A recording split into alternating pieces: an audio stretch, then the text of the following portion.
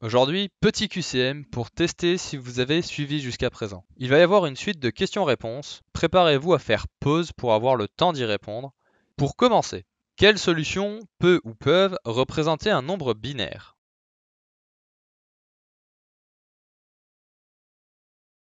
C'est bon, vous avez fini? Les solutions sont ces 5-ci. La A et la E semblent évidentes. Il s'agit de binaires classiques. Tout comme en décimale, il est possible de rajouter des zéros devant un nombre sans qu'il soit faux, en binaire, c'est la même chose. Vous pouvez rajouter des zéros sans que cela soit faux. Et dans le cas présent, on parle de nombres binaires, pas de nombres binaires stockés en format numérique. Donc la E est valable, bien qu'elle n'ait que 6 chiffres, parce qu'il s'agit en effet de chiffres dans le cas présent et non pas de bits. La D est elle aussi valable, car nous ne sommes toujours pas dans un contexte informatique, ce qui vous autorise, tout comme en décimale, à mettre un moins devant pour changer la valeur du nombre. Quant au B et au C, nous avons juste changé les symboles. Au lieu d'utiliser un 0, nous avons utilisé un H ou éteint, et au lieu d'utiliser un 1, nous avons utilisé un K ou allumé. Question suivante. Quelle solution peut ou peuvent représenter un nombre binaire conventionnellement?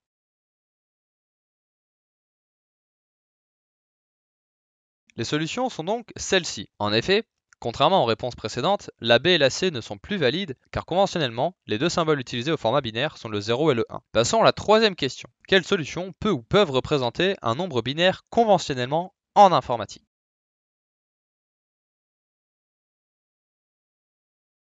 Ici, les solutions sont la A et la E. En effet, maintenant que nous passons au format informatique, le moins n'est plus utilisable, car en informatique, les bits ne possèdent que 2 états. À noter que le E est valable, car le plus petit format n'est pas forcément de 8 bits, il peut tout à fait être de 6 bits. Combien de possibilités peuvent être écrites avec 3 chiffres en base 10?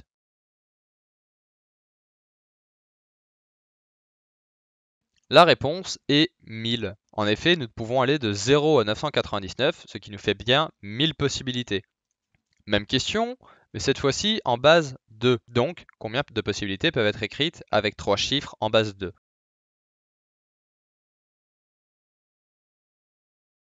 La réponse est 8. En effet, comme expliqué dans mes vidéos, en base n, avec x chiffres, vous avez n exposant x possibilités. Dans le cas présent, 2 exposant 3, donc 2 fois 2 fois 2, ce qui nous fait bien 2 fois 2, 4 fois 2, 8. Passons maintenant à la base 16. Combien de possibilités peuvent être écrites avec 3 chiffres en base 16?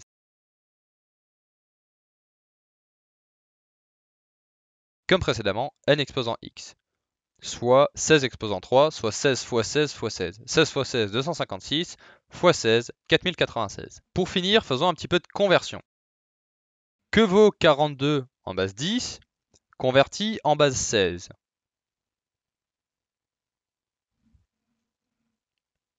La réponse est 2A, car le 2 vaut ici 32 et le A vaut 10. 32 plus 10 nous donne bien 42.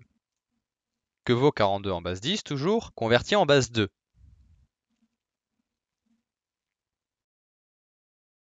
Ici, les deux bonnes réponses sont la A et la C. Encore une fois, rajouter des zéros devant ne change pas la valeur d'un nombre. Ce qui nous donne 32 plus 8 plus 2, 8 plus 2, 10, 32 plus 10, 42.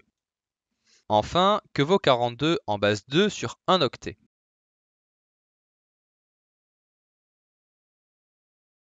La réponse est la réponse C. Déjà pour commencer, la A et la D ne sont pas valables car ne sont pas sur 1 octet. Ensuite, s'il nous manque des bits, nous pouvons rajouter des zéros sur la gauche du nombre, mais pas sur la droite, tout comme en décimale. Combien de bits contiennent 1 octet?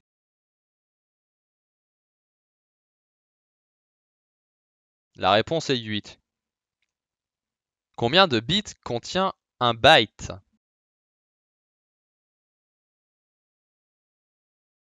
Eh bien, ça dépend. Comme j'ai tendance à le rappeler, un byte ne fait pas forcément un octet. Combien de bits contiennent généralement un byte de nos jours?